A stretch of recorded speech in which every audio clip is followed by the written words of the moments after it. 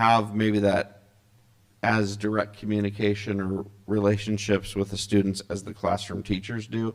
So our attendance team is made up of classroom teachers, also some community members, and that has been just amazingly powerful. We meet once a month, and we've been doing some good work. Also, we have started to roll out the independent study contract option for students.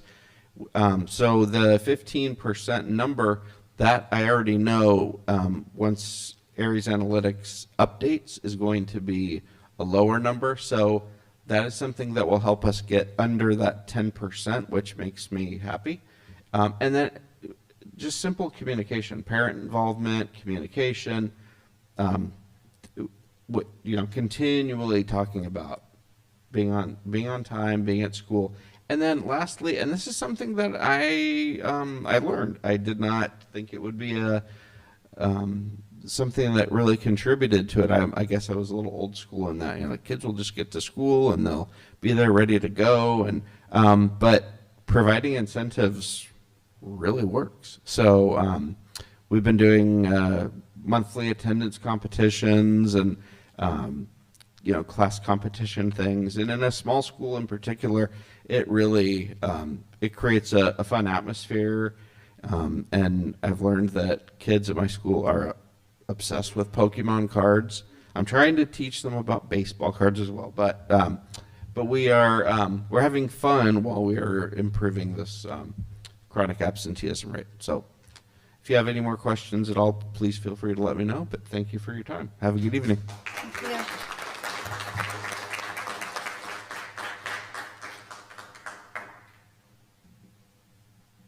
Who's up next? Ms. Fortney, Bonsall L. It is me. Okay, good evening, Board of Trustees, President Anderson, Dr. Ghali, Gina, student board members. Took this picture a couple weeks ago after the rain, just was walking through campus and lucky to catch it. So let's see. I had this plan for my presentation tonight, but I pivoted because yesterday our fifth graders took a field trip to BizTown. And if you aren't familiar with BizTown, it's down in San Diego, and it's been around, I believe I was looking on the wall, Joan Kroc was one of the founders in 1986, and this, I've worked at schools before where the students have gone, I've never been myself, and when I walked in, I was just blown away at what these students were doing, what they had done leading up to going down there, what they learned. They all had jobs, and they spent about a month. Their teachers worked very, very hard with this curriculum, teaching them about their jobs and what they were going to do. And these are actual San Diego companies. So you have NBC7, Channel 933 Radio, the Union Tribune, UPS Store, Cox Communication, EdCode, or EdCode, I say that a lot. A couple different banks. So Christian, if you could play I got fancy and I uploaded some things to YouTube and then some videos to YouTube and then put them in here. So if you could, I think there's a link under the pink, with pink BizTown is. I hope it works. What's your favorite part about your job? I think my favorite part about my job is building connections with students, and I love when the light bulb goes on when they get it and they feel confident about themselves. What's your favorite math strategy? Showing your work. Showing your work. Do I have a few shirts that tell you to show your work? Yes, you do. Nice to meet you. Yes, if you by meeting 10. Thank you. What's your favorite part It's about just, your job? I'm new at this, so it's just going to keep playing. Thank you. So that was Melina, one of our fifth grade students, and she had scripts that she would interview students when they would come in, but she asked on the fly if she could interview the teachers and interview me, and so she didn't have any questions or scripts. She just asked us questions on the fly. It was really fun. Here are some other pictures. It was 2 stories. There was a mayor. There were CEOs. I think that, Christian, I think there's one more clip. I just did a quick video. Just kidding. If you can go back to the other one. Oh, me, just kidding, I can do it too. So I took a video of the whole thing. It's a little city, and it was just amazing. So today, some of the teachers did a Google form for their kids, asking them questions about what their favorite thing was, what was one important thing they learned, what do they think best prepared them for getting to BizTown, and so I have to read some of them because they're precious. So favorite things about BizTown. I really liked how we got to work real jobs and got to experience working so young. I like how BizTown made us learn how hard it is for parents. I like how how I made our business 75% of its money. My favorite thing was being able to experience what having a job is like. Working together with my coworkers and solving problems. Getting to work and be like an adult. Being in charge and paying back our loan. The fact that I could pretend to be an adult. Working in the teamwork. I like how they really look like real businesses. So, what was one thing you learned from your day at BizTown? How to manage a shop or a service.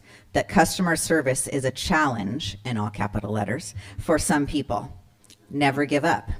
Our parents work hard to give us what we want.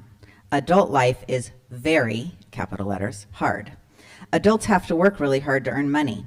It is annoying to pay off debts. They get better. Other people's breaks seemed really long, but mine seemed really short. So they went in 4 group cycles, and like every 20 minutes, a new group would have their break, like their 15-minute break, and the other group had to go back to work. And so this kid said, he said it yesterday when we were there, he's like, everybody's breaks seemed so long, but mine seemed like it was so short. To be wise on what you spend your money on. So they actually earn money. They were running payroll. You can see the kid in the top left hand there. He's actually inputting payroll. They would get paychecks and they would go to the bank and cash them. And then they would get to go to like the UPS store and buy things, or Jack in the Box was selling popcorn. I learned that working hard really pays off. I'm good at being the boss, and you don't always get the job you want. The outside world was really hard. So here are some of my personal favorites. I'm better off as a Minecraft YouTuber. That you should never be an adult. And I just might be a stay-at-home mom. Truly, that was an answer. But of the 51 students that were given this form today, 25 of them said something along the lines of, being an adult is really hard, and that this was like an eye-opener. One of the BizTown employees asked them at the end of the day how many hours they thought they worked, and they had to raise their hands. And most kids said 6, 7, because we were there about 6 hours or so. She said, well, with all of your breaks and your lunch, you worked an hour and a half. And they were like, oh my gosh, I mean, we were there all day, but they're actual working in their job. And then they asked how many hours they think their parents work. And most kids were pretty realistic. I heard some kids say 24, and I'm like, yes, pretty much. So it was just a great opportunity, and we're thankful to the district for allowing our students to do this. And we hope we get to do it again next year, and that the other 5th grade classes at the other schools can join us. Our Read Across America Week, March 3rd through 7th, we had some guest readers. You can see President Anderson down there on the left-hand side, dressed in her Thing 1 costume, reading to a 1st grade class. We had guest readers from the fire department, from our local jiu-jitsu. We had buddy readers. We had a hat parade. And during that week, the BES students read a total of 9,297 books. Couple other events. We had our daddy-daughter event. I know that Heather mentioned, Dr. Gawley mentioned our PTA. They've been really, really busy the past couple of months. So the daddy-daughter dance is always a treat for our families. I think we had over 500, maybe even more, students there with their, 500 kids and dads there, and families in general. There were some moms that came with their students as well. Then down there, we just last Friday had our mother-son movie night, which sold out 3 theaters in the Bonsall Theater. And I think I handed out 350 bags of popcorn and was picking it off the bottom of my shoes for quite some time. We also honored Katie Spencer, our first grade teacher, our teacher of the year. We had our annual book swap where families donate old books or gently used books. I think Rayanne, our library tech, said that we had somewhere around 2,500 books or so donated, so each student got to leave with 2 to 3 books. This morning or this afternoon, our PTA also hosted our annual BMX bike assembly where they talk about making good choices, being true to yourself, staying drug-free. I did try, Christian and Lincoln, if you click the picture of the biker. Let's see if I did this one right. The bike, the guy on the bike, the BMX bike. So there were 7 of us. I'm in the middle. And we were, yeah. It was a little nerve-wracking because they teased us 4 or 5 times by going around and not over us. But so kids always enjoy that one. A little bit of data for you. When I was here last time, we talked about how all of our grade levels spent some time digging into their math data, looking at what they wanted to focus on, putting some interventions, some tier 1 interventions in their classroom, and tier 2, pulling small groups in place. So you can see here our TK teachers use their ESGI data since they do not take the iReady test. So you can see in January their focus was number recognition 0 to 10. Their students in January, you can see everybody went up.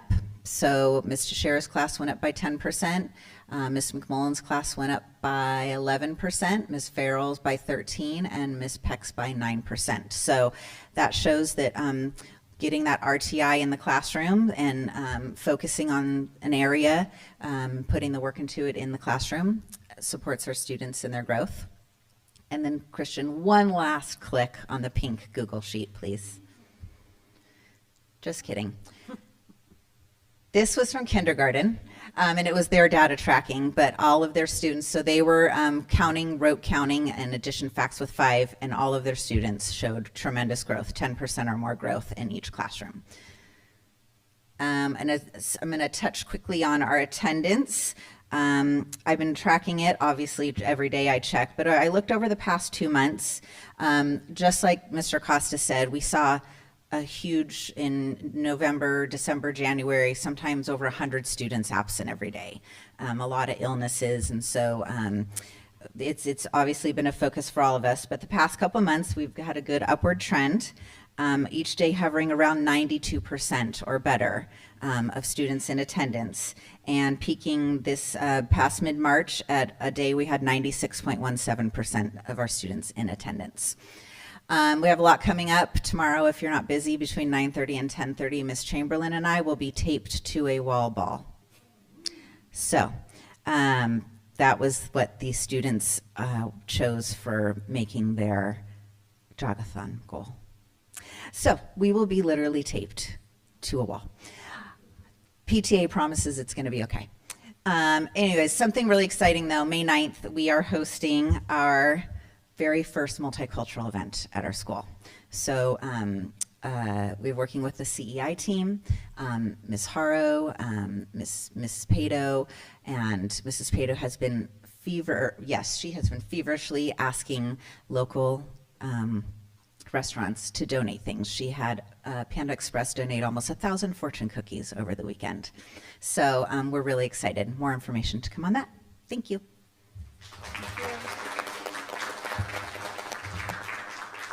Bonsall West, Mr. Camacho. Get this set up here. All right. Good evening, Board President Anderson, Board of Trustees, and Student Board, Dr. Gawley, and Miss Gina. So today, First of all, it's been a busy couple of months at Bonsall West with concerts, multicultural night, parent universities, track and field events, a few Purple Star ceremonies, which were awesome. So we're definitely ready for break. Are you with me? Okay. All right. So tonight, I'd like to take you on a journey through my daily class visits and showcase how our learner profiles come to life throughout a typical day at Bonsall West. We'll wrap up things with a little data sharing on the progress we've made so far this school year. So last month, this first slide, that painting was done by one of our students. So if you're at Purple Star, you know how big it actually is. So she created that at home and showed up with it on Monday a couple weeks ago. So I wanted to showcase that this is our motto. We're sticking to that. So last month, our staff took the time to analyze and define each learner profile, tailoring the meaning for each grade span from TK through second and third through sixth. We focused on defining what each learner profile looks like for every student in TK2 and third through sixth, ensuring that it's relevant and meaningful at each grade level. So let's start off with this picture here. The writing process. So our first graders are actively engaged in their writing, eagerly expressing themselves with thoughtfulness as they navigate and refine the writing process as early as first grade. And this is, and Dr. Gawley knows, and those of you who've been on campus, these lower grades it's like refreshing to go in and see them working so hard and collaborating and critically thinking and talking to each other, and everything is just, it's kind of your go-to when you're having a rough start. Next, we have collaborators. Our movement and dance, our talented movement and dance and music teachers put on their very first concert, and you saw a little bit of that tonight. If you go to our s'mores, our weekly bulletin, our Colt Express, so this week's that went out this last Sunday, will highlight the third through sixth grade, and if you click on some of the links, you can see the videos from each of those performances. So take a look at your vision in action and see the talent that we have at Bonsall West. So on March 31st, it was a spectacular success. Students, like I said, grade third through sixth performed brilliantly, showcasing their hard work and incredible talent in the event that was enjoyed by all. And then this Sunday, my daughter's grade span, TK second, they performed this week, which will be featured in this weekend's Colt Express. So when you're on spring break, take a look, you'll see the talent. All right, next we have our empathetic collaborators. Now the farm visits are like the highlight of every class's visit. When they go and they come back, and if you look at our Colt Express, you'll see a lot of the pictures of them harvesting the crops, and you see that collaboration that takes place in outdoor learning. And so thank you again for bringing that for our students. Problem solvers. Miss Van Wormer and her fourth graders are having a blast as they're diving into their current unit on geometric figures. They'll go through all the meanings and such, and then you'll see them working in partners, working independently, learning about the geometric shapes. Now, here we go. Engaged community members. We had an amazing turnout of our community members, board members, families, but Harper Rose Cole, our favorite guest speaker of the evening for us, Bonsall West Zone, had the honor of addressing the audience at the Purple Star Awards ceremony. She spoke with such grace and eloquence. Those are some very hard words. I did a little proofread before, but she was able to practice at the track and field event. Thank you for taking that over. But I was so proud of her. She was nervous, but she got through it, and it was so cool to see. All right, moving on to some more resilient learners. In Miss Brady's class, after teaching a lesson on measurement, her fourth graders complete the exit slip, which assesses their understanding of the concept that they just covered.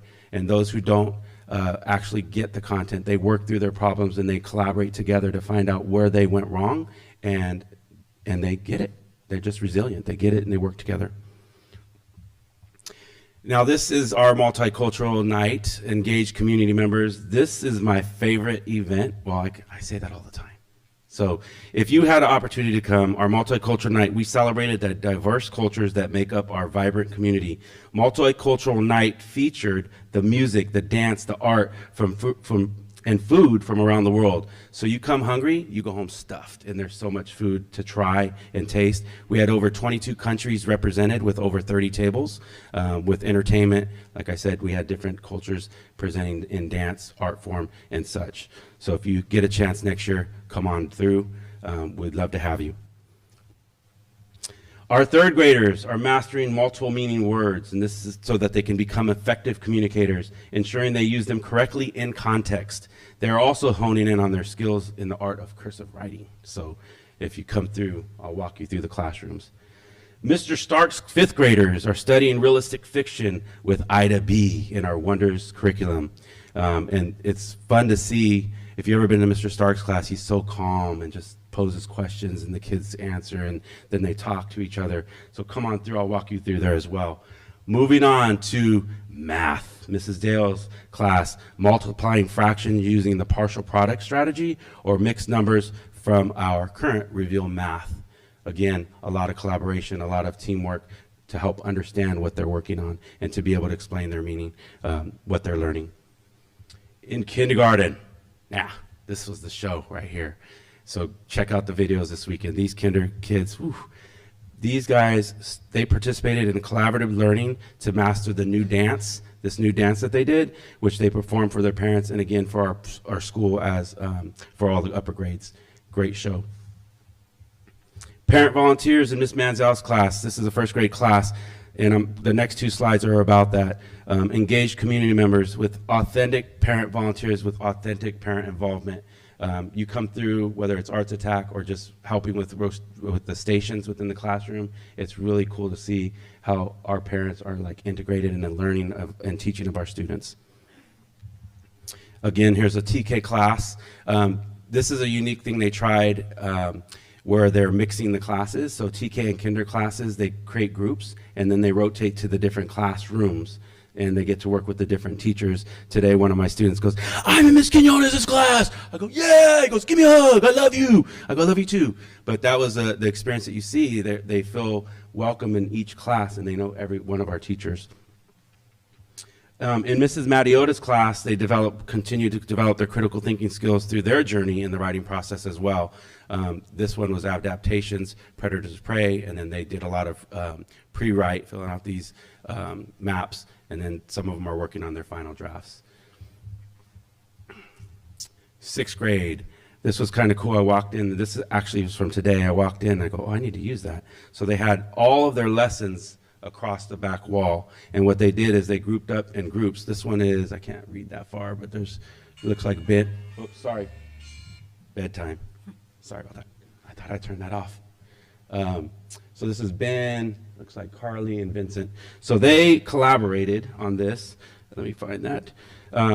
They were divided into groups where they created study guides for each lesson, and then they did a gallery walk and took notes in their own journals to prepare them for the test. So they're working together as a group, recalling information that they learned from each of their lessons, and they work together to do that. And not just our students, but all of us are owning these, and so this is our problem solver. Mr. Paramore is always solving problems and working hard to make our campus look beautiful. He tore out that whole front section, which were bushes, replanted it, and I can't wait to see those spring up. And always he takes care of all of our landscape. Our grass is starting to look nice. He built those garden beds for our kinder team. All right, so wrapping out, ending with our data. So we continue to show improvement. We've gained in both iReady and ELA 21%, and we continue to see those trends as I walk through classes. Our attendance too did take a dip in the winter months, but we recouped, and so we're steady at 95.87% as of today. We are tracking the chronic absenteeism and the ones that are on track from year to date. So if we can continue to hit them, we should be okay. But of the 27 students that are on track for chronic absenteeism, 25 of them were legitimate illnesses or chronic illnesses that keep them from coming to school. So we're continuing to work hard with our families, within communication, find out what supports they need to make sure that we can help them when they need it to get them to school. And then the other 2 to 3 students, we're working with them as well. They do have some that were legitimate absences and some that they may or may not have just forgot to call in. So again, as you can see, the success that we are seeing when students feel safe, both socially and emotionally, they thrive academically, and at Bonsall West Elementary, they know they truly belong. Thank you, and have a great evening. Thank you.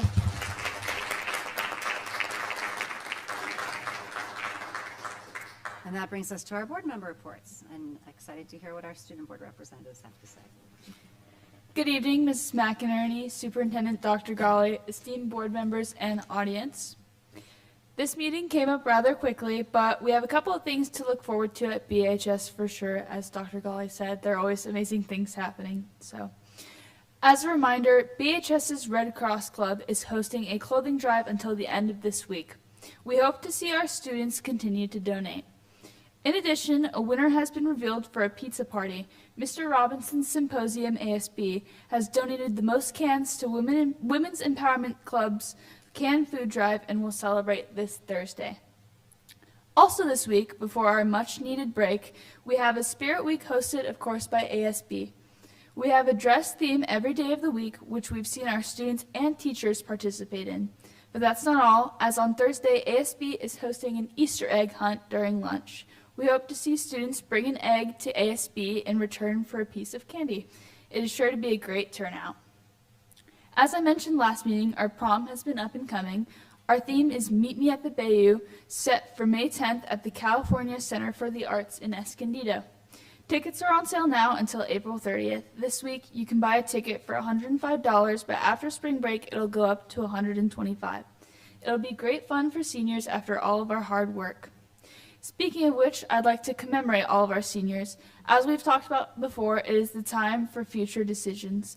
College decisions have been released for almost every college, and congratulations to all of our seniors for their hard work. I've had a great time hearing where my peers plan on going after high school. Each student at BHS is so talented and going to do great wherever they decide to go. Thank you all, and I look forward to the upcoming month, which is sure to be the busiest of them all. Thank you.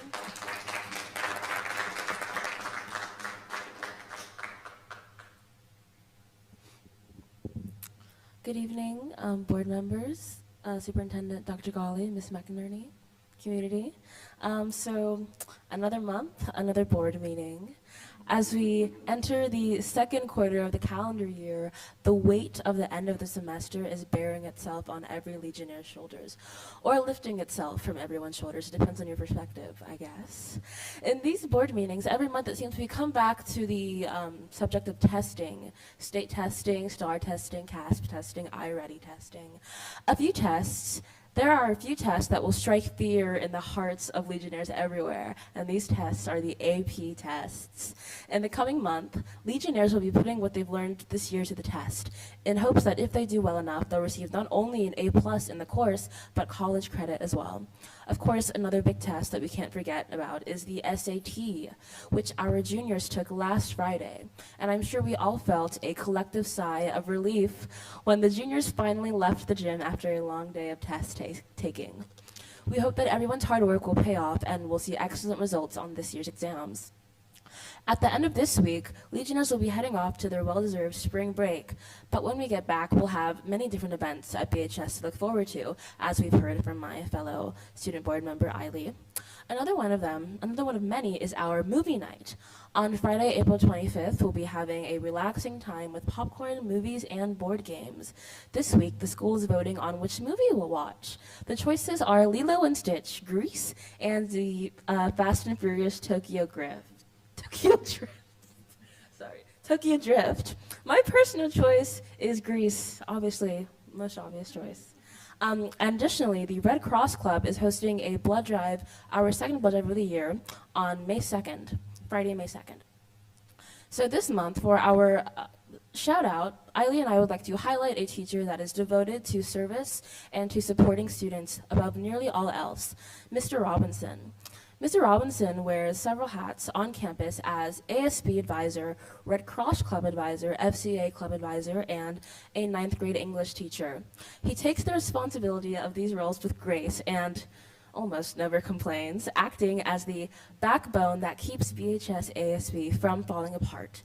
With the events ASB puts on every month, every student at BHS appreciates the often thankless work that Mr. Robinson does behind the scenes, whether they know or not.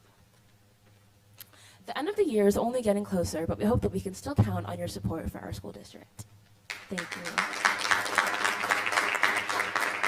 Thank you, ladies. I don't want to necessarily put you on the spot, but you did bring up college acceptances and whatnot. I'm just curious if you have made decisions as to what you might be doing, one or both of you, that you might want to share. No, I haven't made a decision yet, but I'm deciding between UCLA and Columbia. Wow.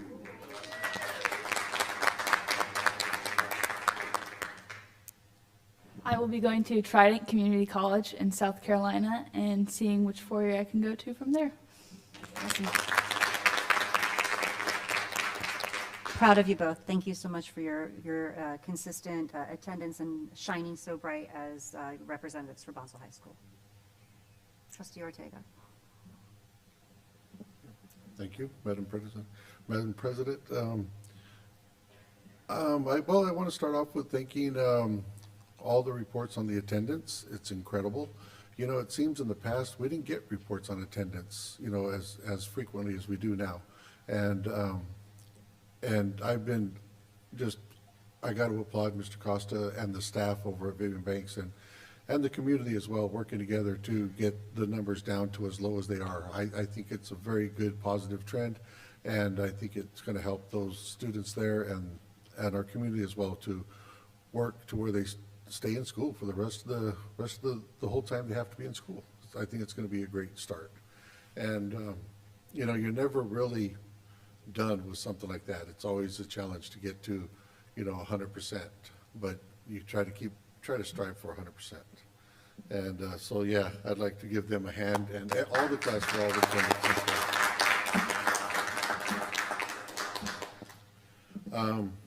The retirees, three of them I've known personally for like literally years.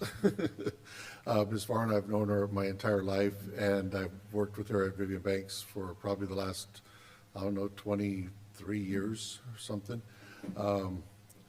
Miss Powell, I went to high school with her, so I've known her that long. We won't say how long. I don't want to do that to her.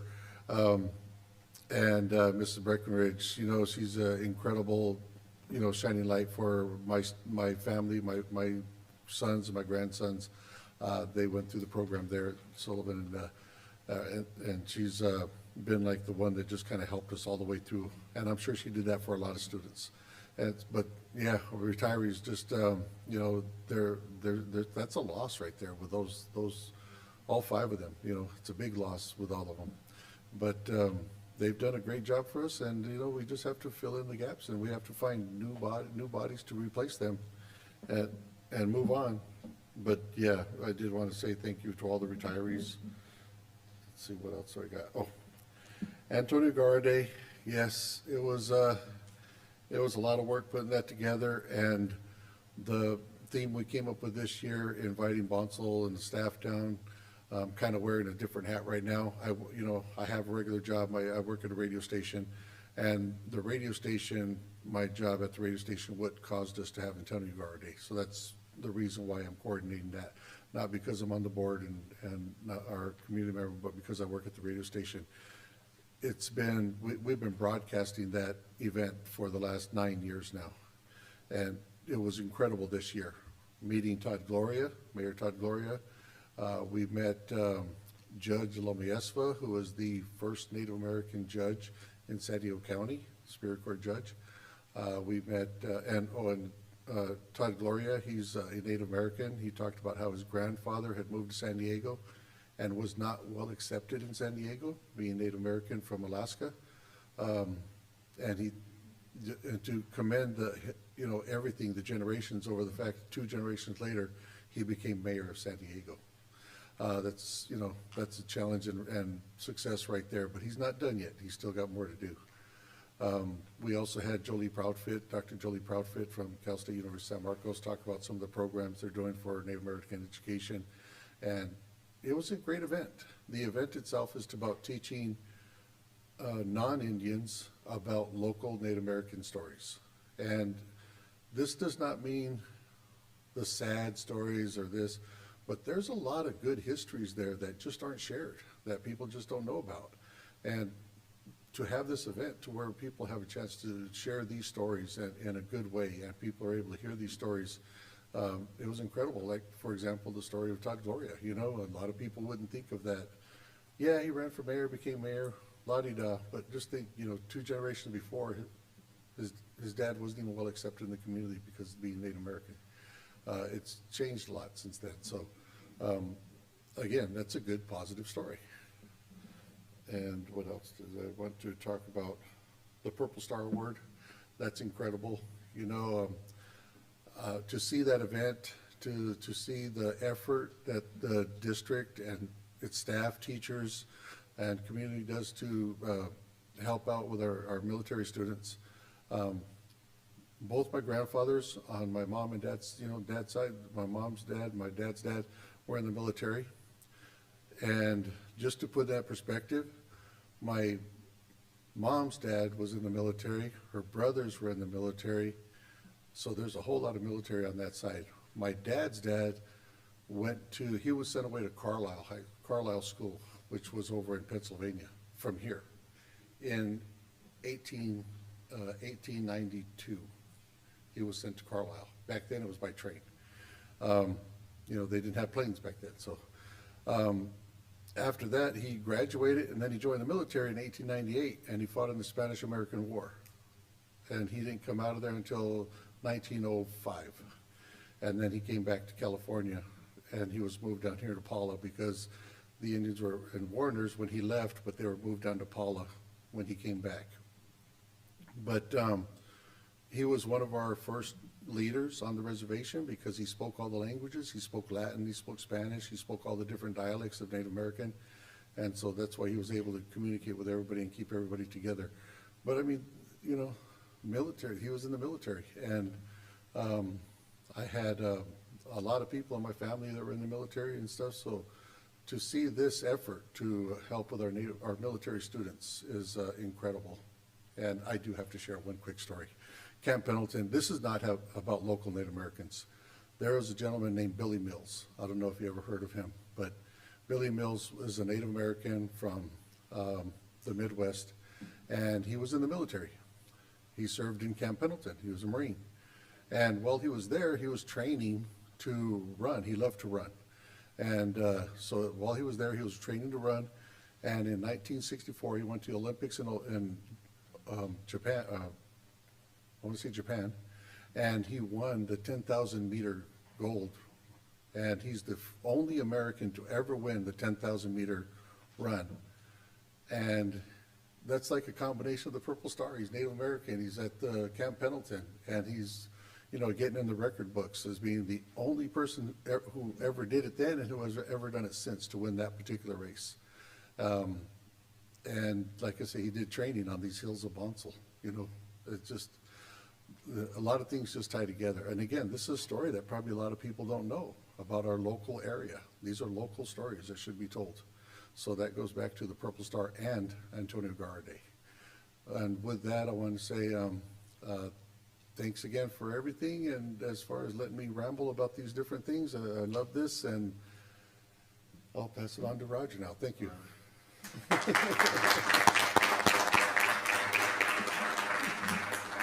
Well, first, I want to thank everyone for the wonderful reports. And one of the things was BizTown, and I thought that seemed like a wonderful experience, and it kind of reminded me of when I graduated from college and I started a job, and they said, well, you work 6 months and then you get a week, okay?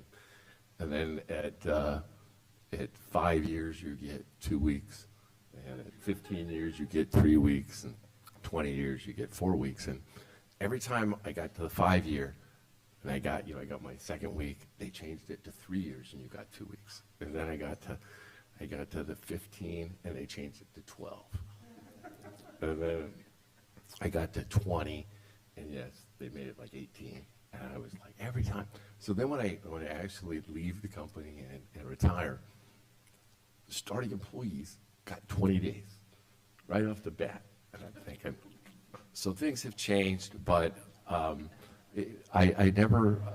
was always a little worried about that 5 days, but once you get into the work world and you find out that maybe now Saturday and Sunday you're not studying and you're not things you have to do, it was it was a wonderful time. So, but I think it's a great experience that they see, oh my gosh, sitting here and doing this for all day, and then you're going to have to do it the next day and the next day.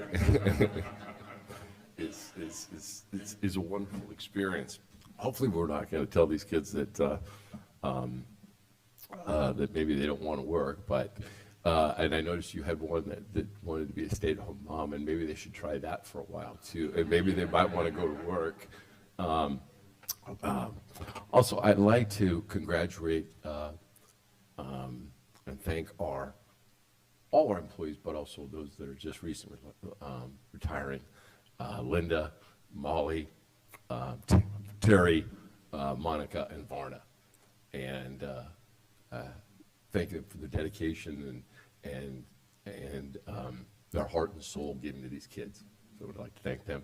And lastly, thank you for everyone who put together Purple Star. It was an honor to participate, and I know it was a lot of hard work, and it was really well organized. Thank you.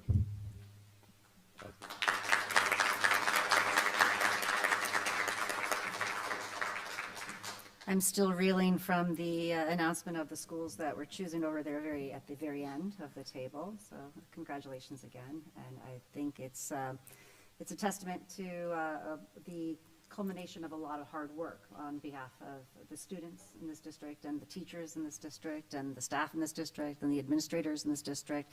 And I look at the calendar, I'm looking through all of the different reports from all the different sites, and there's a lot going on.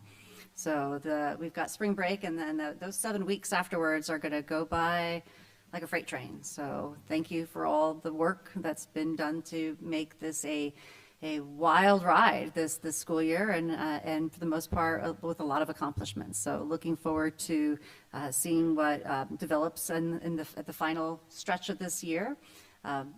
Going to be sad to say goodbye to our retirees. Thank you for the lovely send-off and recognition of all of them.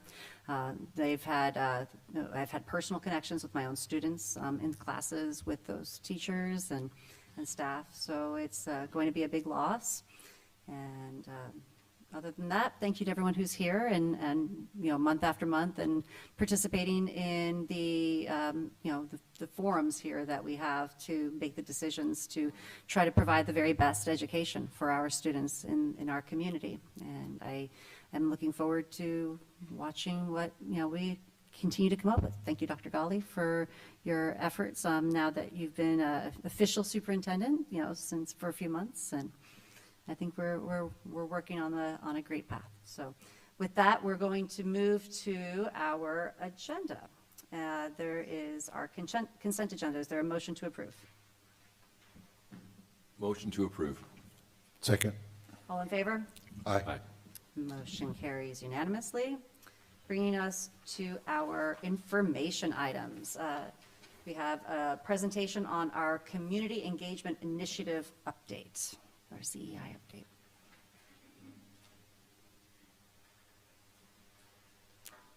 Ms. Rodriguez.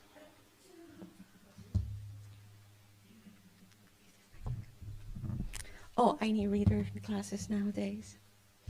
Good evening, board members, Presidenta Anderson, all board members, Bonsall High School students, members, Superintendent Ghali, Dr. Ghali, and Gina, and all members of our community and leaders. I am so grateful to share this moment and this space with you all. We deeply appreciate the administration for recognizing the value of our Community Engagement Initiative CEI team and supporting our efforts to foster a positive impact. Through this collaboration, we nurtured a meaningful and engaging learning community that values diversity, inclusivity, and a sense of belonging for every student. Where did I click? Okay, you got it, thank you. Together, we are making significant strides towards building a more inclusive and supportive educational environment. Perfect. No, right there. We had the opportunity to attend a CEI conference for professional development twice. And our next conference is scheduled for May 1st and May 2nd. During our first conference, we embraced strategies to engage with our community, families, teachers, and students, understanding that research supports the positive impact and active engagement on student success. At our first conference, at our first conference in San Jose, the CEI team crafted our mission statement, reflecting our commitment to fostering unity and collaboration. Our CEI mission goes like this. We are Bonsall Unified School District that believes we can achieve unity and collaboration between students, families, districts, and communities to accomplish and thrive in all wonderful possibilities of belonging. In addition to our statement, we also have our CI vision, and our vision goes like this. By the end of 2026-2027 school year, our goal is that for all families to feel included, valued, and respected, and to have a greater sense of belonging within our school community. We trust the process and appreciate the support of our leaders. I would like to share a quote from Brené Brown. True belonging never asks us to change who we are. It demands us to be who we are. Now, I will let our CEI team members shine away and elaborate more on this exciting new program.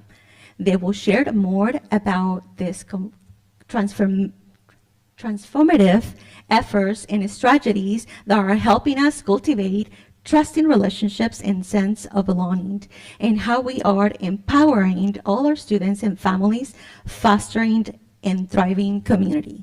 Gracias. I would like to call our team members. All of them, please come up. I can see that. Oh, and then Carolina Cárcamo will be next to present our display, and then we'll go on. Go ahead. Thank you. I'm going to actually share Ms. Suedo's part of our slideshow because we are a team and we help each other out. So I'm going to go ahead and share hers, and then I'll share mine as well. So good evening, esteemed members of the school board and cabinet.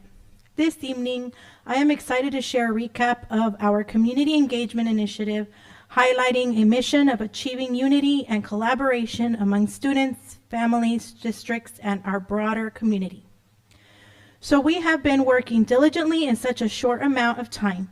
It is clear that we have made meaningful strides in connecting families with essential resources and fostering a sense of community, belonging, and that is what you will take away today. Whether our back-to-school nights or parent boot camps, we welcome families to engage with teachers and access vital resources, ensuring that parents and guardians feel equipped to support their children's education. Our monthly literacy nights promoted the importance of reading while celebrating the richness of our diverse community. They have highlighted the importance of literacy as a bridge that connects us all. Through cultural celebrations, we honored the diverse backgrounds present in our community, fostering an atmosphere of mutual respect and appreciation.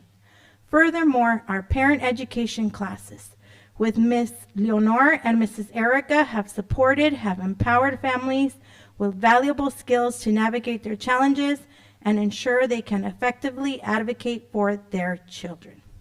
A key goal of our initiative is to meet with principals at each school site to assess all stakeholders' needs actively. This approach is vital for identifying current systems that promote effective community engagement. We recognize the importance of our English learner advisory committees at all 5 school sites. ELAC teams serve as liaisons, between schools and families, facilitating better education. That was from Mrs. Suedos. Okay, so can we go up to one more? There it is. Okay. So these are my slides. I am proud to share that the CEI sent out a survey after our school literacy night, and we found that responses were all very positive. This is after our second literacy night, which happened a couple of weeks ago. Most of the community that attended heard of the event through the school's newsletters, through our liaison and lead, Leonore, and through word of mouth. It's great to see that all of the avenues used to communicate events to the community from our school's s'mores are informing many. We also received input that a good way to improve literacy in the home would be more visits to the library or giving books as presents. It's encouraging to see parents participate and share that they are reading to their children as early as TK. Then, we see a wonderful couple who not only volunteer in our events, but they have their child volunteer time and they encourage others to attend and participate. I also included, he's not here in the picture, but Khoi, who was our Vietnamese student, who also volunteered to read that night, and others to attend and participate. Bonsall West, whose parents permitted, I want to thank them to read out loud in their native languages. We also see one of our student members with his father, so I wanted to commend Evan's father as well and their family, because he has come to our conferences as well, and so he's really supporting his son, and I thought that was a great accomplishment, and that's a great thing. So I want to thank the parents. Our volunteers and participation has increased from one event to another, so I also want to celebrate that as well. So that was my slide. Thank you.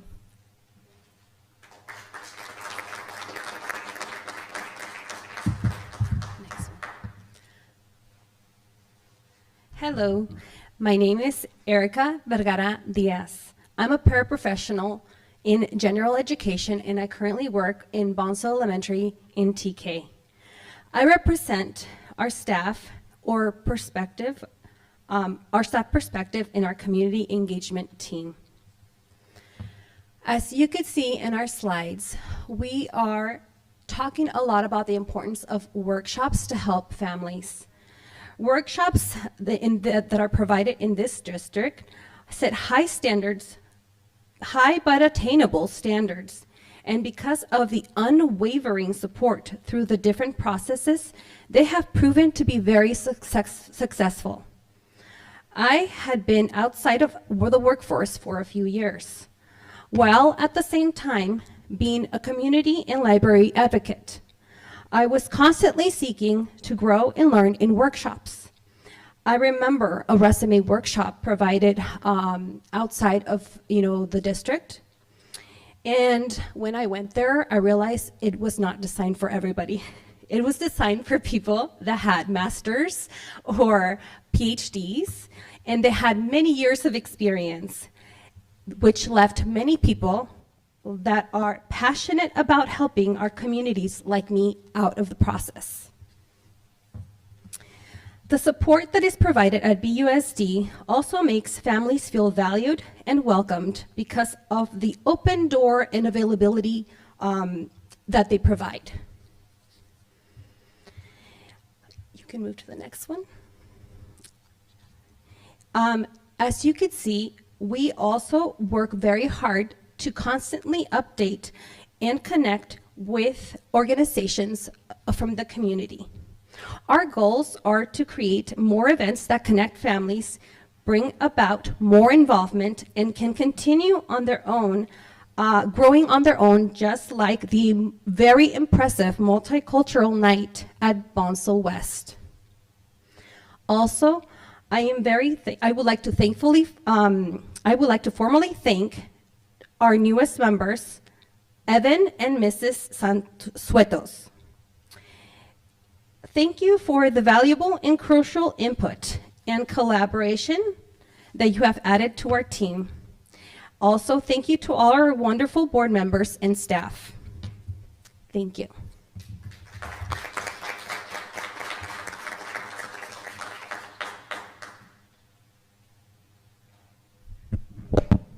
Sorry, I'm taller than her. Good evening. My name is Crystal Diaz, and as Erica shared about the incredible workshops we've hosted, I'd like to highlight additional supporting programs funded by the CEI, each designed to nurture and meaningful engagement learning communities. For example, hotspots and Chromebooks, assisting with data confirmation for parents, cultural nights at Sullivan Middle School, Bonsall High School, Bonsall West, and Vivian Banks. We are thrilled to announce that Bonsall Elementary will be hosting their first multicultural event on May 9th from 1 to 3. Please join us for this exciting celebration. Regular newsletters from principals, district leaders, Leon's members send in weekly and monthly newsletters.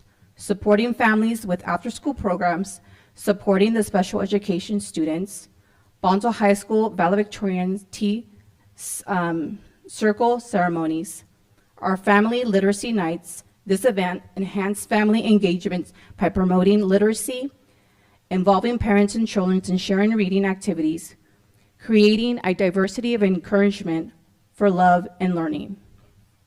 First Native Garden supplies for Vivian Banks, our first community job fair. Through these, Bonsall Unified School District is building a vibrant educational environment where all learners can thrive. We center strategies to promote diversity and real-world connections. We appreciate the ongoing support for our leaders and communities as we continue to strive for the brighter, more enhanced future for our students. Thank you. Thank you.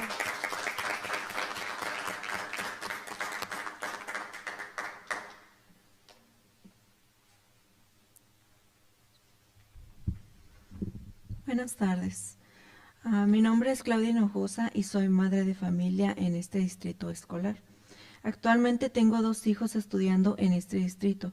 Mi hijo mayor en Sullivan Middle School en 7º grado y mi hija menor en Bonsall Elementary en Kinder. Hoy quiero compartirles mi experiencia en este distrito escolar como madre migrante, siendo mi idioma el español. Lo difícil que es para muchos de nosotros como padres comenzar de nuevo en un país diferente al nuestro, en todos los sentidos, desde cultura, hábitos, idioma, entre otras cosas. Y no solo para los padres, sino para nuestros hijos. Dejar todo y comenzar de nuevo, conocer nuevos amigos, dejar familia y comenzar en un sistema escolar diferente, en un idioma que no es el que conocemos, pero claro, con mejores oportunidades. Como madre me vi en la necesidad de buscar ayuda y logré dar el primer paso. Romper las barreras que muchas veces como padres migrantes pensamos que hay más, y más en el idioma. Dejé a un lado la vergüenza y puse manos a la obra. Escuché que había clases de inglés para padres y comencé a preguntar con el fin de apoyar a mis hijos mucho mejor. En ese entonces la maestra Harrow era la maestra de ELD de mi hijo y ella me refirió a la señora Leonor Rodríguez, la cual muy amable me abrió las puertas a sus clases de inglés para padres, en la cual no solo comencé a aprender a comunicarme, sino que recibí apoyo para entrar a enlaces del distrito, en el portal de Aries, enlaces de encuestas, apoyos académicos. Conocí a más madres como yo que luchaban por entender mejor el idioma y poder ayudar a sus hijos. También mejoró mi comunicación con los maestros de cada uno de mis hijos y me di cuenta que no solo era la escuela, sino nuestro distrito, un segundo hogar para mis hijos, y que la ayuda que yo estaba recibiendo no solo lo hacía por ser su trabajo, sino lo hacían con compromiso, dedicación y sobre todo con alegría para la comunidad.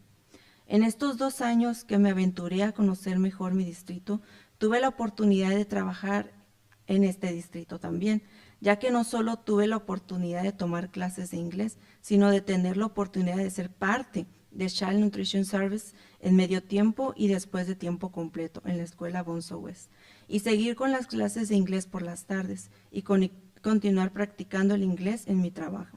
Ahora tengo la oportunidad de participar en el grupo CEI, y de ser un ejemplo de que como padres migrantes sí podemos ser parte de la comunidad. Estoy muy agradecida con mi distrito por todas las oportunidades que me ha brindado y que ahora puedo estar comprometida totalmente con la educación de mis hijos y estar al tanto de todo, conociendo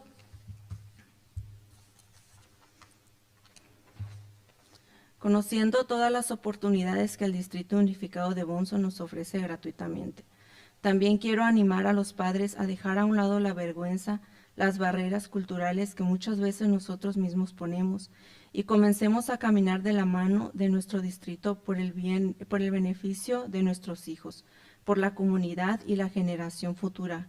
Como madre y padre de familia, te invito a que tú también, así como yo, hagas la diferencia. Te involucres con la educación de tus hijos y que no olvides que el mejor ejemplo de perseverancia y de éxito para nuestros hijos somos tú y yo, sus padres. Gracias a todos.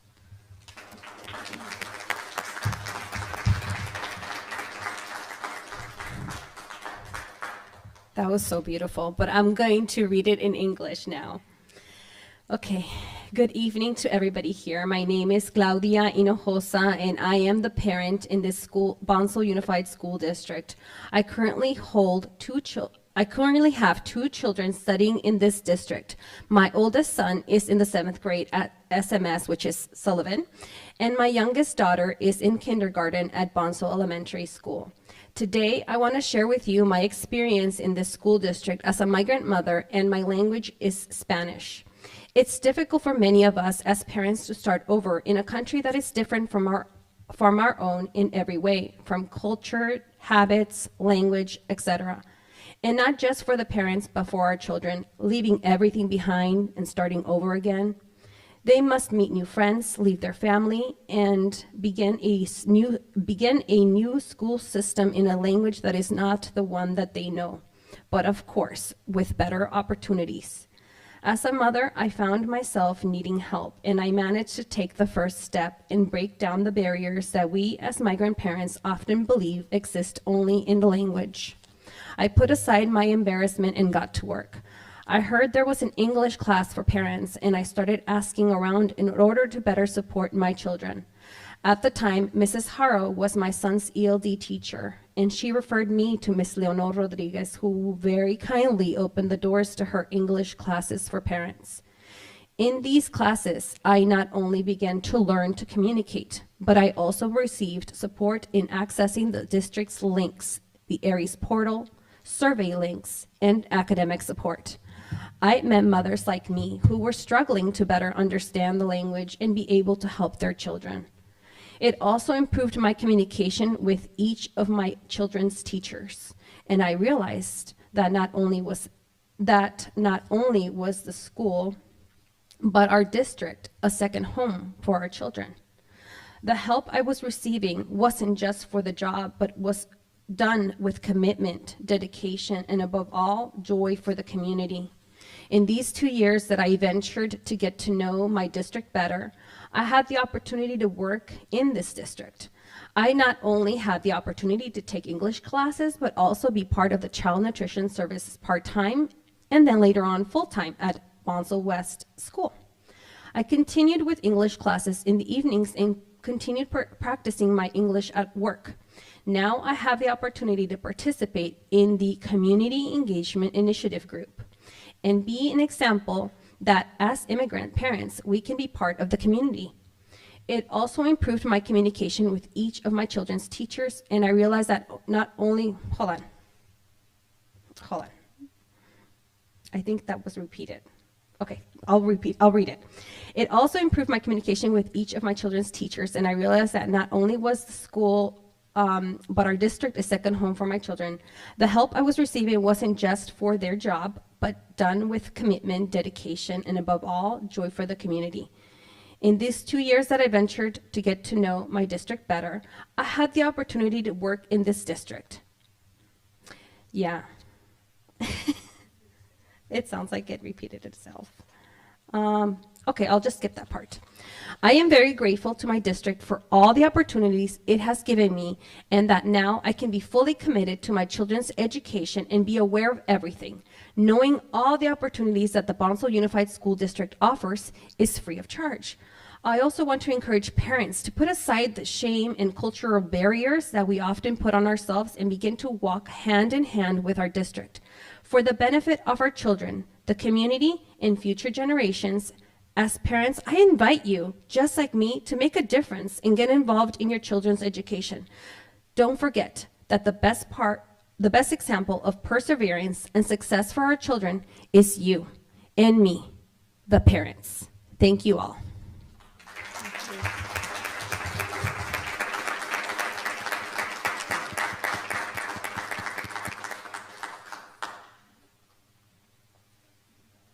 Can you go back one? All right. Miyakwa, Evan. Hello, my name's Evan. And today I'll be talking about our CEI programs and stuff we are supporting. So as you can see here on our slides, we were able to attend and support multiple events. We were able to attend our Native Learner Advisory Committee out in Paula, get some good feedback, and really get to further know the community out in Paula, as well as showing support for our adult transition program and also our high school valedictorian circle. And further building off that on our next slide, we've been really able to include the community in a way that I find very important and special. We have been able to pull volunteers from the high school to come and help at events like the valedictorian event that happened not too long ago, as well as our literacy nights. We are helping build a sense of belonging and really show that our youth have ways of helping our community in environments like this. These students also build important life skills that are important they'll need the rest of their lives. Things like learning how to interact with people in an environment you're expected to be helpful in, volunteer work, and really putting yourself out there. These aren't just skills we ask of our volunteers, but things we are helping build off of to build and mold active community members and leaders in our community. I'm now going to pass this on over to our next member for some closing words.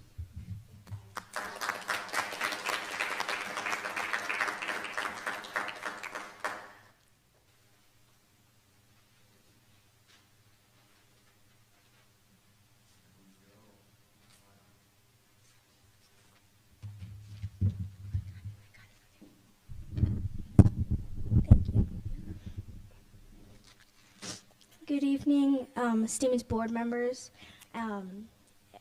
Superintendent Dr. Gali, and President Larissa and Ms. Gina. My role on being in the CEI team is to provide a student's perspective on what change is needed to better our district, to make the community a healthy whole. Now with some announcements. A special thanks to the following local business partners for their support and donations to our new Community Engagement Initiative program, especially for our Family Literacy Nights. Subway for their donation of their last Family Literacy Night, Nessie Burgers for their donations of many gift certificates to raffle at our Family Literacy Nights, Impressions in Ink for creating signs and banners for our special events, and collaboration of our amazing program of migrant education.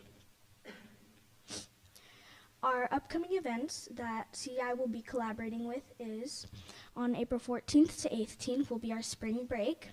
On April 23rd, we will have our Bonsall High School mural ribbon cutting. On April 24th, we will have our third Family Literacy Night. On April 26th, we will have our Bonsall High School boot camp. On April 30th, we will have our spring art show. On May 1st to 2nd, we will have our final CEI conference. And on May 5th, we will have our equity conference. And on May 9th will be Bonsall Elementary's first ever multicultural event. And on May 12th, we will have our reclassification event. I'd like to end this speech with a closing statement.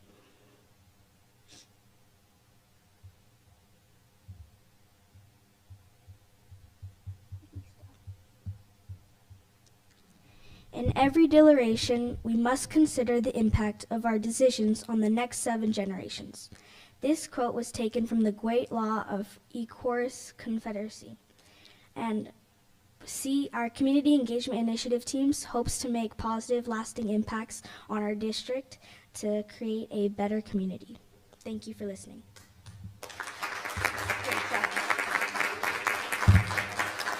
If you guys have any questions, we can answer any.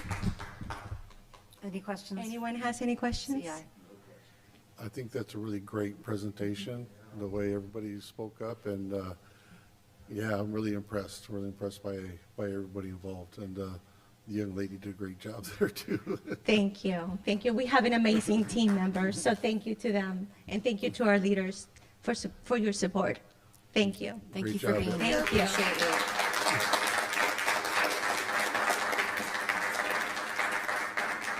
Great job, Evan. And that brings us to our second of our information items this evening. We have a presentation for facilities planning. Ms. Caroline Brown.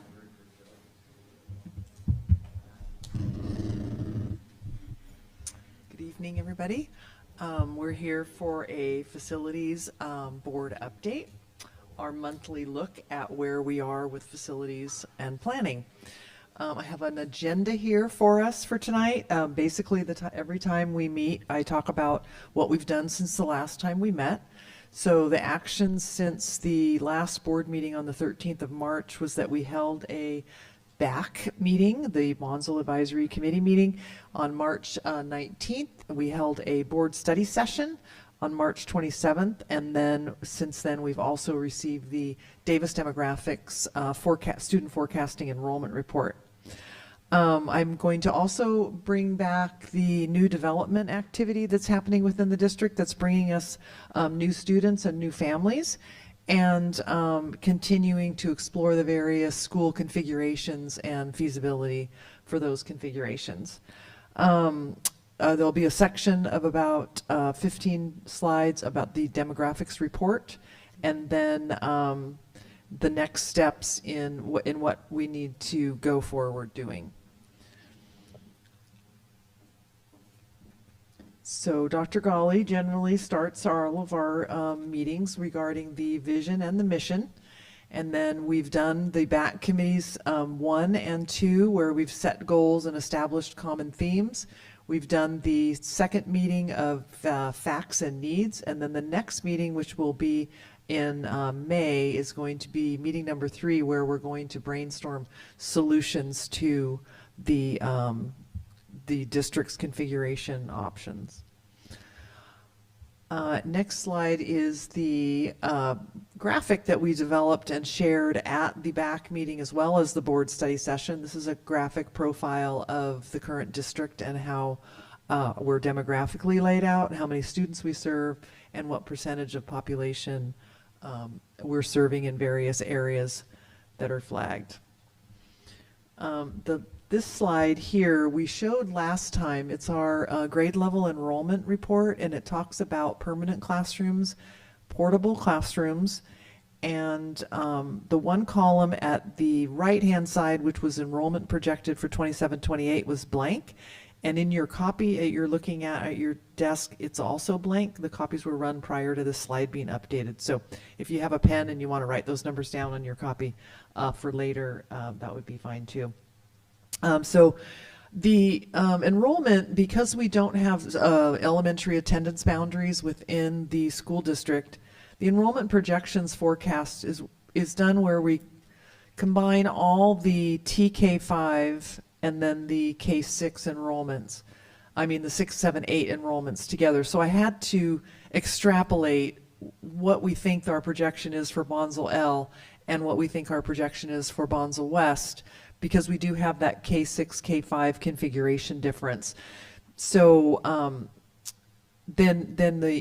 also in the Davis Demographics Report, they take the K5 for Vivian Banks and put it in with the TK5 because we don't have attendance boundaries. So that's a little bit of a guess as to what our attendance might be based on our current configuration, knowing that we will be probably talking about doing some attendance boundaries for our elementaries as we move through our configuration and feasibility study. And then our projections for Sullivan Middle are 595, and I extrapolated out the 6th graders that would be rolling into Bonsall West at this time, and about 444 for the high school, with a total of 2510 district-wide, potentially due to the influx of the absorption of the new facility or the new homes coming in. And so this information was also shared with the developers as these developments are coming in. So then we have the developer activity, just a reminder and an update on some of the numbers. Tri-Point Homes, which is the Citro property, we have 413 homes to be completed between now and December, 100 units were completed up to December of 24. 100 units are expected between January and December of 25, and there's a potential 80 units being added if the district releases the property of the Citro site.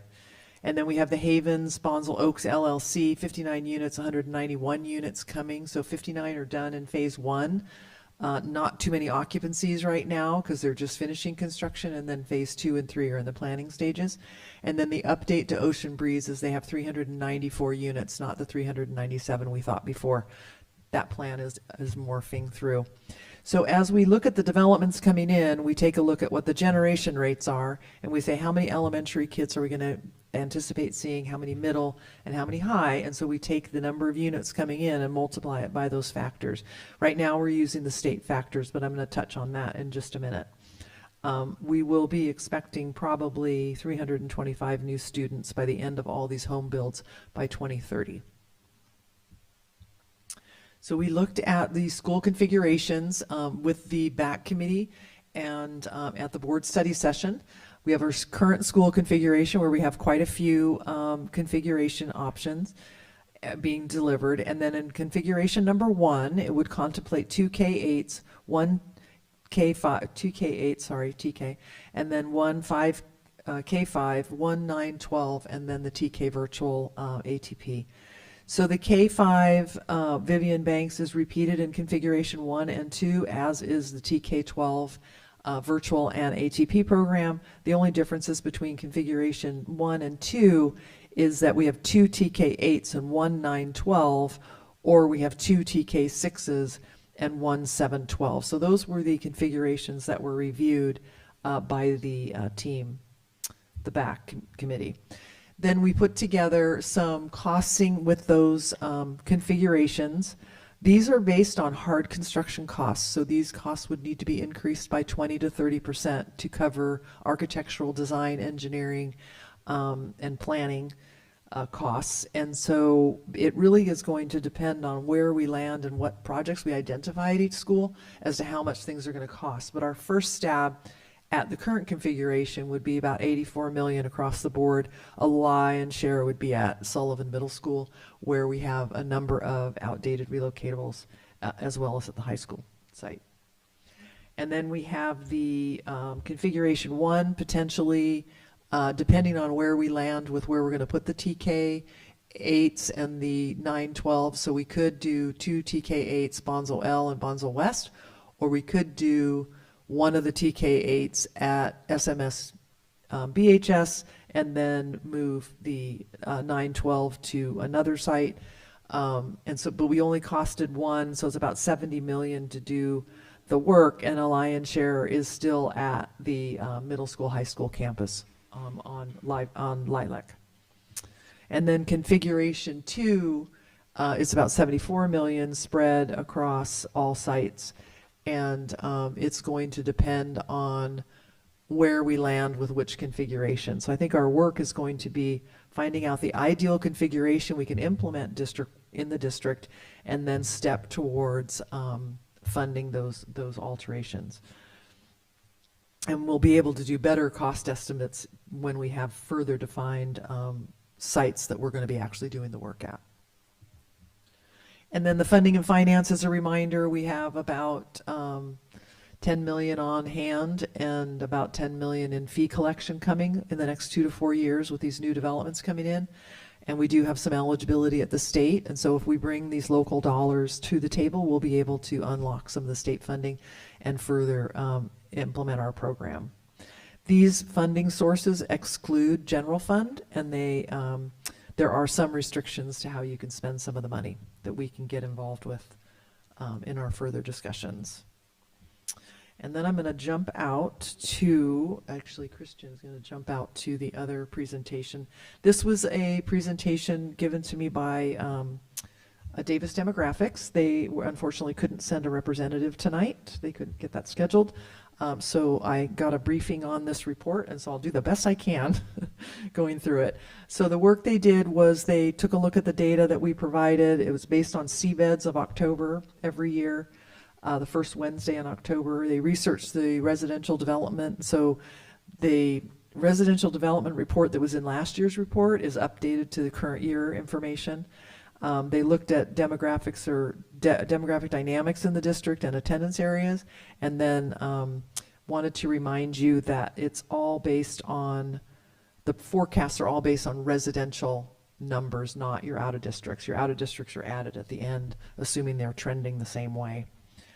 And then we have the chart of all of the items that go into the data calculation. They take 4 years. Now they've been working for the district for 4 years. They have 4 years of historical data. We've got some birth rate information we can share that is also embedded in, especially in the kindergarten class cohort calculation. We've got the mobility factors of grade levels of students staying with us through their grade level career K-12. And then we have the student yield factor that we put on top of it all, and that comes up with our student forecasts. So then we have the data. These are your heat maps that you've seen before. You can see that we've got a high density over on the west.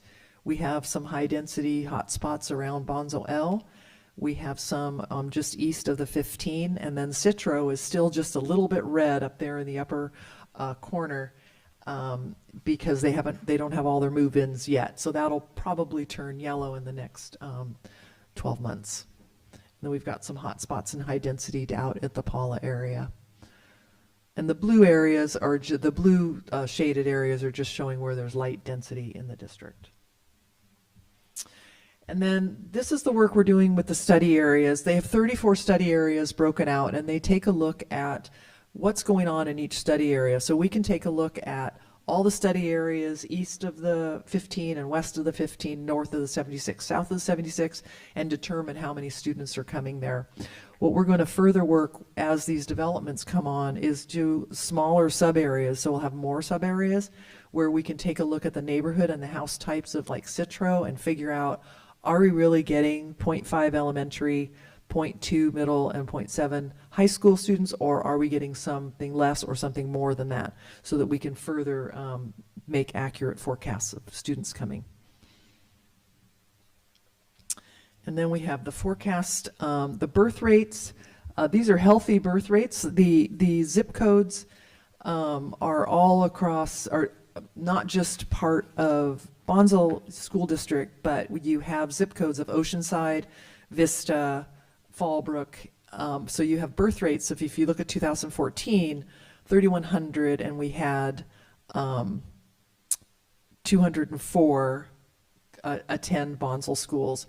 And so that's been a healthy, we get about 204, that right-hand column where it says 149 at the end. So anywhere between 150 and 200 of the kindergartners' births are being captured by those birth rates. And so that's considered to be a healthy birth rate capture, whereas if it was like 98% of capture rate, that would be considered declining enrollment. So they're looking at a stable birth rate and capture rate of the students coming into kindergarten. That helps with the kindergarten projection. That doesn't quite help with the TK projection because it's not a fully implemented program yet. That'll be fully implemented in 25-26. And then this is a good story about the mobility. What we've got here is 20, 23, and 24 mobility, meaning if you're in kindergarten and you go to first grade, we're capturing additional first graders going into second grade based on year. So we have 23, 24, and 24, 25. And then the last table there is a plus delta of how are we doing with our capture of mobility across the district. And you'll see that the green ones, we've got a 0.01 increase in our capture from second to third. And then if you take a look over at the, I wanted to line that up. We have a .04 going from 7 to 8, and a .05 positive going from 6 to 7. So we're looking really good in our mobility and our ability to keep students retained within the district. And so hopefully that will that trend will continue as we grow and develop the program. We have student yield factors. We've used the state yield factor. We're looking at these developments that are here. We've got Campus Park, which is in planning. It's not anywhere near ready for approval. We've got the Citro development, Ocean Breeze, and the Havens, phases 1, 2, and 3. And so they have a absorption table there where for if they have 25 homes done in a certain year, that's what's in the projection. So this is all the math behind the actual forecast that we're going to see. And this is a graphic depiction of the developments in the area that we've been talking about. We have 712 units in the forecast. We're looking at over 300 K5s, 150, 140 678s, and about 500 912s based on those housing units coming online in the time that we have. And then this is your projection.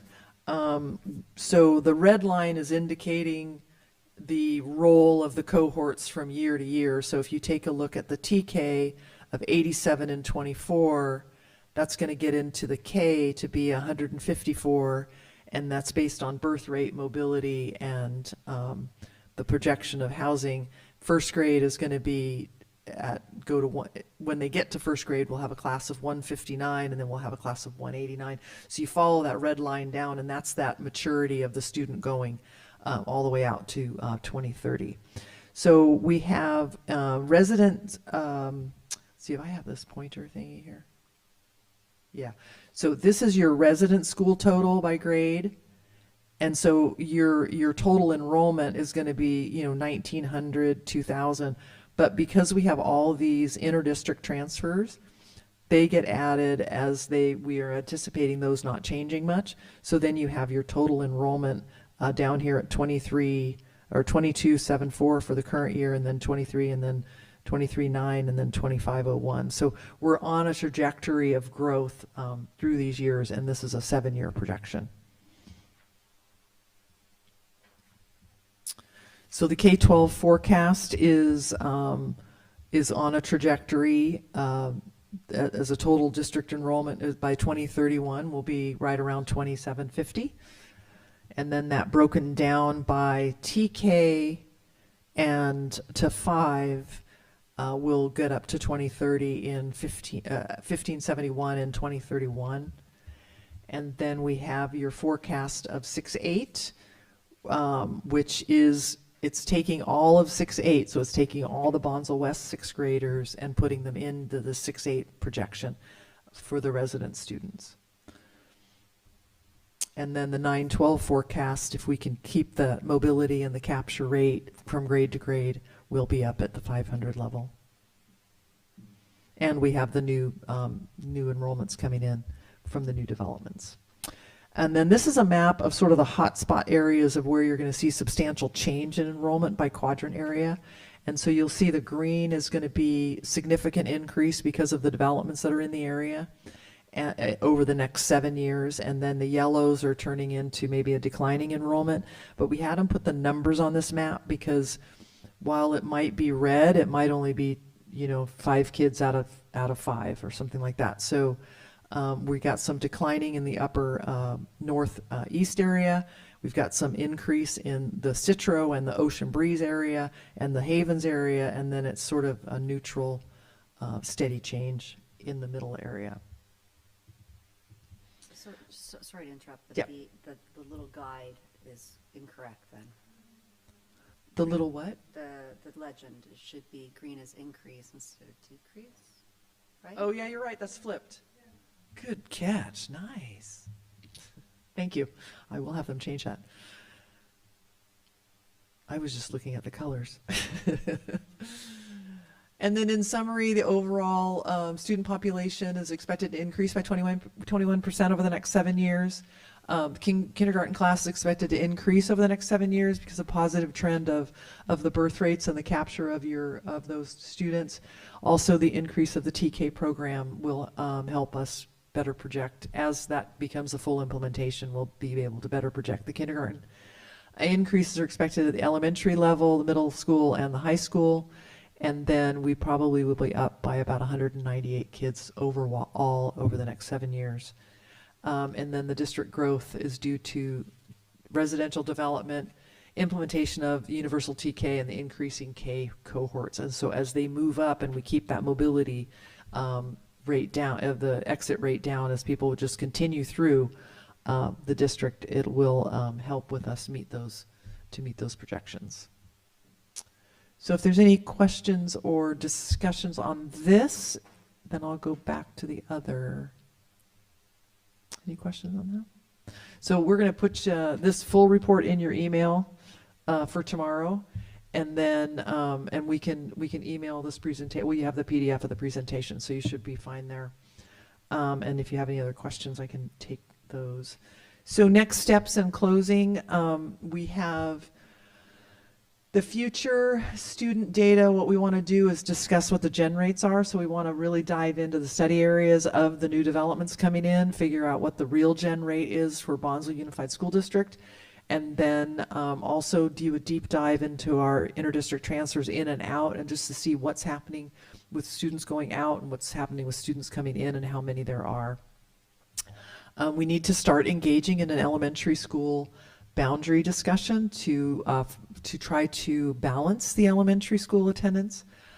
We need to continue to identify projects, funding, and figure out timing and priorities and feasibility, as well as any budgets and how we're going to leverage funding and state and local funding. And then what we might suggest is we don't have another board study session until we come with a final report scheduled in June.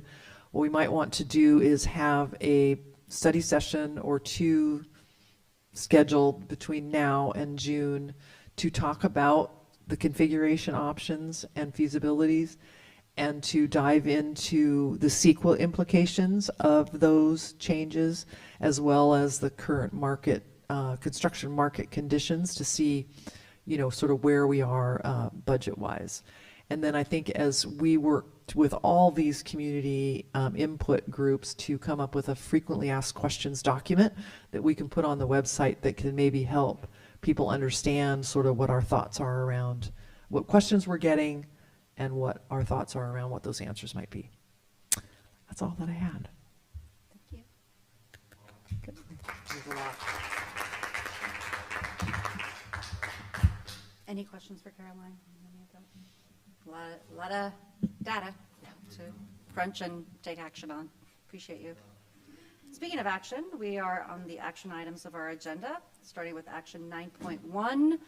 And I want to, as it relates to action items, I'll just, when we get to that, I'll bring it up. So action item 1, adoption of Bonsall Unified School District Resolution number 25-04-01, recognizing Teacher Appreciation Week. I'll go ahead and motion to approve. Second. All in favor? Aye. Motion carries unanimously, bringing us to action item 9.2, adoption of BUSD resolution number 25-04-02, recognizing Classified School Employees Week. I'll also motion to approve. Second. All in favor? Aye. Motion carries unanimously, bringing us to action item 3, approval of the travel reimbursement guidelines for parents of students in residential placements. Motion to approve. Second. All in favor? Aye. Motion carries, bringing us to action item 4. As it relates to action items 4 and 5, Ramon Gomez, the labor representative from CSCA who serves Bonsall CSCA Chapter 703, has agreed that the governing board may approve both MOUs with CSCA action items 4 and 5 with the understanding that they are pending still the CEA official approval process. So we motion to approve 4 and 5 right now? So we just do 4 first? We're able to go ahead, assuming that we're okay with what is being presented here as board members. It's still going to be pending the CSCA process for it to be officially implemented. Gotcha. Well, motion to approve 9.4 then. We'll start there. Second. All in favor? Aye.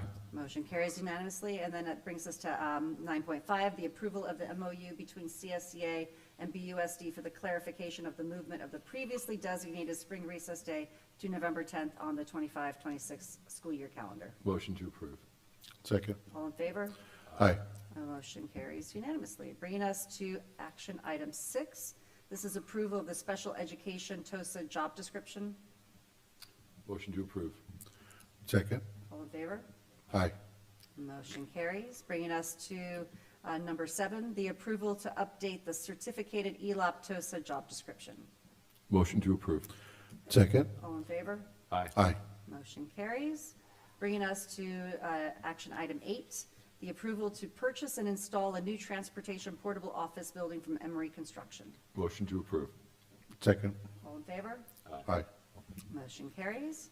Bringing us to action item 9, approval of a service agreement with the City of San Diego's Fire Rescue Department's San Diego Project Heartbeat for AED program management services. Is someone going to get training on how to operate these when they're installed?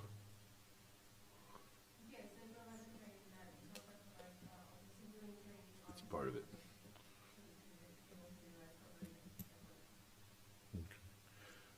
Motion to approve. Second. All in favor? Aye. Motion carries unanimously, bringing us to action item 10. This is the ratification of the contract with Wilkinson Hadley King and Company LLP for the audit services for the fiscal year 2024-25. Motion to approve. Second. All in favor? Aye. Motion carries unanimously, bringing us to our last action item, which is selection and approval of board member for the Bonsall Forward Initiative Selection Committee. And because we have board members who aren't here, I'm going to actually nominate Pascal Lapoire to be the Bonsall I'll Forward second Initiative. A member, and I have contacted him. He is interested in doing that. So this is That's what happens when you don't show up. you You get volunteered. All in favor? Aye. Motion carries. Thank you to Pascal. And that brings us to the public comment of our meeting. And in absence of our clerk, Trustee Merchat will be calling up our public speakers for this All evening. right. The Bonsall Unified School District Board of Trustees welcomes participation at the district school board meetings. If you wish to address an item on the agenda, you must complete the form and deliver it to the executive assistant prior to the board considering the item. If you wish to address the board considering matters within the board's subject matter jurisdiction that are not on the agenda, you must complete this form and deliver it to the executive assistant prior to the public comment section of the agenda. Individual speakers shall be allowed 3 minutes to address the board on each agenda or non-agenda item. The board shall limit the total time for public input on each item to 20 minutes. With board consent, the president may increase or decrease the time allowed for public presentation depending on the topic and the number of persons wishing to be heard. The president may take a poll of speakers for or against a particular issue and may ask that the additional person speak only if they have something new to add. It is requested that the speakers address the board from the podium when addressing the board. We have one speaker. We have one speaker, and that's Commander Joe Byer. All right, the big 3, belong, believe, achieve, big 4, service, innovation, collaboration, integrity. I have 5 bullets, and cut me off because I may go too long again as usual. Number 1, the 2 student board members, the Legionnaires over here. We haven't had, but you 2, wonderful. And I'd like that to continue if possible. No, it's always have 2, because when you're talking to the leader of China and his wife, and there's one daughter who graduated from Harvard, she graduated from Harvard, then you can go and talk to them and she'll fill in well. But I think it'd be good to continue with 2 if you can.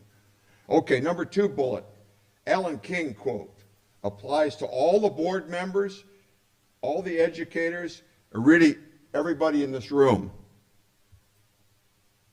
And to the Bonsall Unified School District, the BAC. Okay, Alan King was a comedian. He passed away, and I want to really drive this home.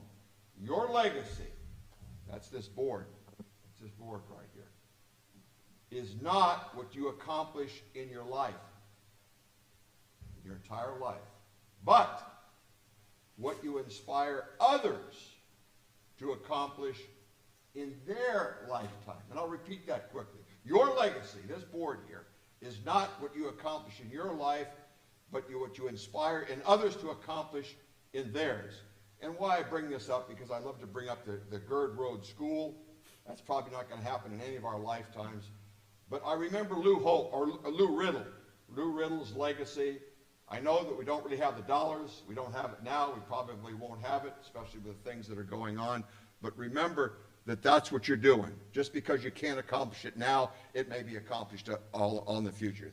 The third bullet, the Village News, 3 April 2025, Thursday. The front page looks real good. 2025 California Distinguished Schools include 2 in Fallbrook, Live Oak Elementary, and secondly, La Poma. Boy, that's just wonderful. But then you turn to page 5, and I'm doing this for the board. You know, it looks good. It looks, gee, it's not about Bonsall. It's about the Fallbrook team, and I'm wearing the Fallbrook jacket here. But the point is, on page 5, mother withdraws son from Potter Junior High following classroom assault. That wasn't on the front page. That's good. But my point is, there's good things happening, but there's also bad things happening too. And it's the same thing in our district, so just keep doing the great job that you all are doing. With the good, with the bad happens. Number 4 bullet, the Purple Star Award ceremony. This just absolutely fantastic. We've heard it so much tonight and so well deserved. A total class act from the Sergeant Major and the Superintendent Golly, your comments all the way on down. And my favorite president also there, just wonderful. The students, totally outstanding, just unbelievable, blown away. The student speakers, just super great. The last thing, bullet 5, is the BCP Sounds of the Future. I'm out here watching the trees go down, and it's sad and all of that, but that's going on in the park, right out over here, right in our front yard, looking out there. I love it because it's the sounds, and thank you, young lady, it's the sounds of the future, like Bonsall Elementary, and I can hear the school things going on. I can see the cars going by, the repair trucks going by from Bonsall, and there's the time. So lots of heavy equipment going on, but remember, the park is the sound of the future. It's going to help the Bonsall Unified School District. It's fantastic. It really motivates me. And then we can say with the artillery going off, the machine guns firing at 2 a.m. in the morning with the final protective lines, that's the sounds of freedom. So we've got the future and freedom. Hopefully the freedom won't involve so many wars. But you all, what you're doing is going to continue, because we need educators. We need more educators, maybe less military, maybe less firefighters, maybe less police, and all that as these things are solved. But education will continue to grow, because that's the only hope for the future. The only hope is not that the military out there using the bayonets and throwing the children up in the air and see if they can catch them on the end of a bayonet. Okay. Unfortunately, that's a bad. We need less of that, and we need more of you all educators, you people that attend, and you young lady. Thank you for being here. Thank you very much for letting me yap on here. Take care. Thank you, Commander Joe. And that brings us to 11, the future planning. Our next regularly scheduled meeting of the Bonsall Unified School District Governing Board of Trustees is scheduled for Thursday, May 8th, unless otherwise officially noticed. Closed session at 4:30 and open session 6 p.m. here in this room, correct? Okay, and with that, we will conclude at whatever time it is. Thank you all for staying till the bitter end. Bye-bye.